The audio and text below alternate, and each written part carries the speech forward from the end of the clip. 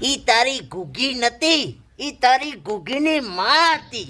હવે અવાજ તો ગુગી જેવો હતો પપ્પા. અલ્યા પણ પૂછાય તો ખરીને તારાથી નબળા. હવે જે થઈ ગયું એ થઈ ગયું પપ્પા.